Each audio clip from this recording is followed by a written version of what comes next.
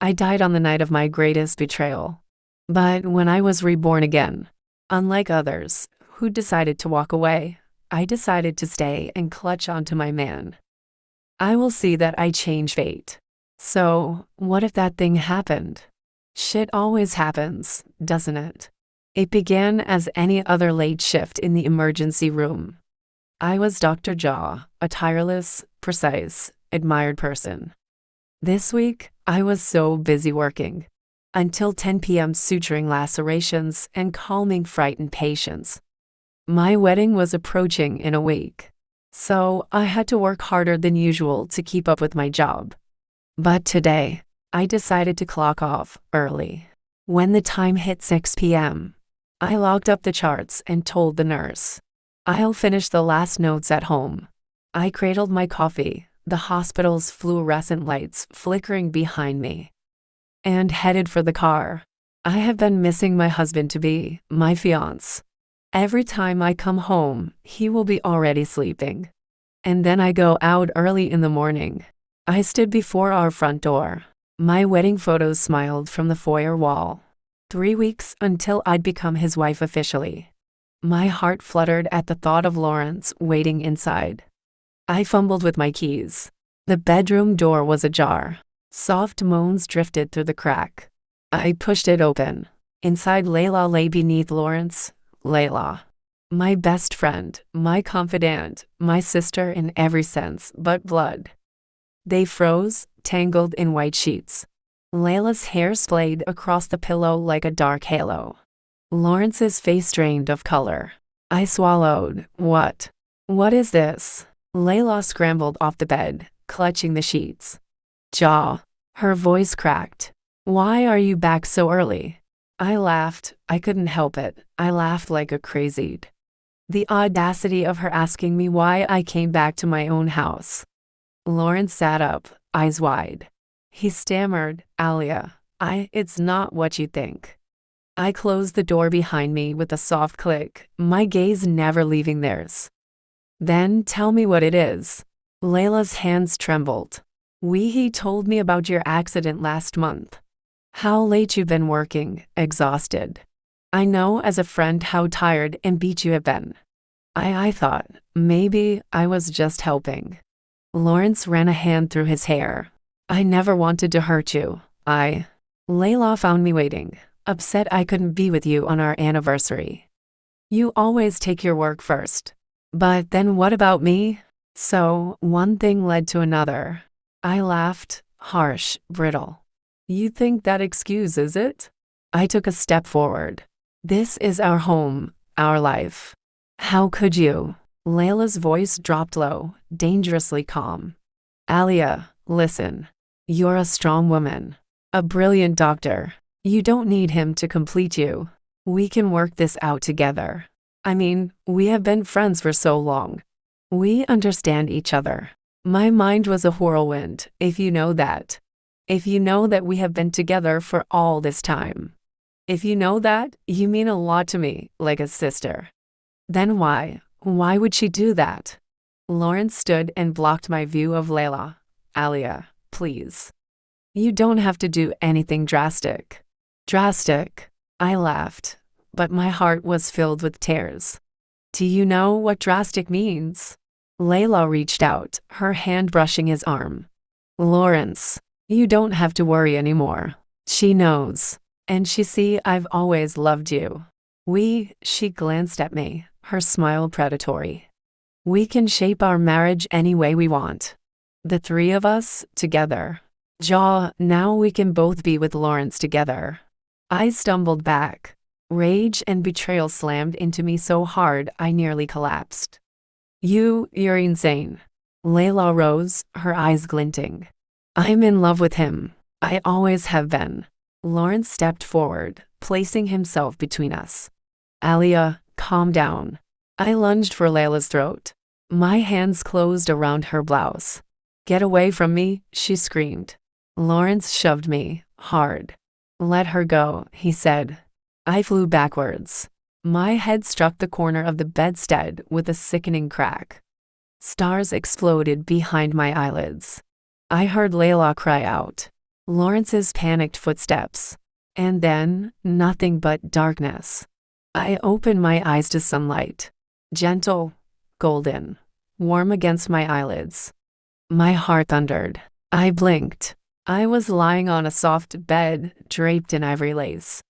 A white rose rested on a folded handkerchief by the pillow. Confusion swept over me.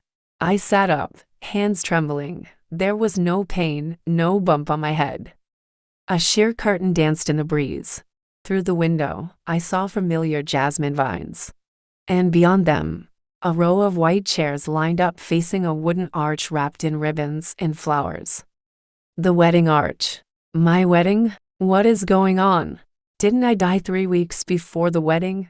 I bolted upright. My heart pounded so fiercely I was breathless. The date on the mantel clock was read on June 14th. My wedding day. My real wedding day. As if time had come full circle, undoing the tragedy of last night. A gentle knock sounded at the door. Alia, it was Layla's voice, trembling but composed. Are you awake, dear? My throat went dry. Every instinct screamed at me to flee. Yet something held me in place, curiosity, hope. The fragile promise of rebirth. Was this even rebirth? If it was rebirth, why wouldn't I go back 2 years before I was engaged to Lawrence instead? I whispered, Layla? The door opened. She entered wearing a pale mauve dress, the same bridesmaid gown she'd tried on with me weeks ago. Her eyes flickered with joy and relief. Good morning, bride. You look radiant. I stared. My best friend, my betrayer, stood before me as though nothing had happened. No guilt, no fear. She smiled, smoothing my hair. The ceremony starts in an hour. Come down when you're ready. My chest heaved. I murmured, where's Lawrence? Layla's smile softened. He's waiting for you in the garden. He can't stop smiling. I took a shaky breath, stepping out of the bed. The lace brushed my ankles. I touched the rose on the pillow. Its petals felt impossibly real. Yesterday, I should have died. Layla's brow furrowed. What are you saying? I shook my head, tears pricking my eyes. Last night, I came home early. I saw you. With Lawrence, Her eyes widened in genuine shock. What? She yelped. Was it a shock of me finding out that she had something for Lawrence? Or was it shock of me saying something so bad? I wouldn't know. I fought you, I whispered. But then I was pushed. Layla's face went pale. She advanced, panic fluttering in her gaze. Alia, are you hurt? Are you okay? I looked in her eyes. She was really scared on my behalf. She looked so worried about me. Did I just think about those things yesterday? Maybe it was due to my overworking. I raised a hand. The flash of fear in her eyes told me she had no memory of what I'd lived through. Did the world have a reset? A gentle knock interrupted us. Alia, it's time. Layla placed a calming hand on my arm. Come on, you're the bride. I walked through the silk curtain into the garden. Rows of white chairs glistened under the late morning sun. A soft chord of violin drifted through the air. Lawrence stood beneath the arch in a tuxedo that hugged broad shoulders I'd once adored. His eyes lit up when he saw me. For a moment, I felt the pure love I'd expected on this day before betrayal. He took my hand, guiding me forward. My mind raced. I could turn and run, expose Layla, expose Kareem. Let the pain of last night shatter this day forever. But what was even last night? Maybe I could say last 3 weeks. But where have I been from that day till today? Was everything real? As I said, I didn't know. I couldn't understand. Something stopped me from running away. I remembered the docile relief of waking on this morning of possibility. A chance to love again. A chance to forgive, or at least to heal. Yesterday's nightmare had taught me how cruel people could be. Today's miracle taught me that life could be kinder. I squeezed Lawrence's hand. He smiled, tears in his eyes. You look perfect. I blinked back tears of my own. Thank you for waiting.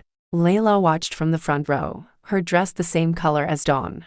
She smiled nervously, as though uncertain which path I'd choose. I inhaled the rose-scented air. Beneath the arch, with every face turned toward me, I realized I was reborn. I could rewrite my story, choose trust or self-reliance, choose love or independence. As the violin reached its softest note, I turned to Kareem, my husband or the man I would marry. And I said, clearly, I vow to cherish this gift of life we've been given, to forgive past darkness, and to walk into our future, together or apart. As the person I choose to become, the guests rose, the music swelled, and I took my next step, reborn on the day I married, leaving betrayal behind, carrying only the hard-won wisdom of my new beginning. If my story moved you even just a little, do me a small favor. Leave a comment, give it a heart, like it if it spoke to you. And if you want to walk deeper into this journey with me, come watch my videos on YouTube. Your views, your support, your presence, it means more than you know.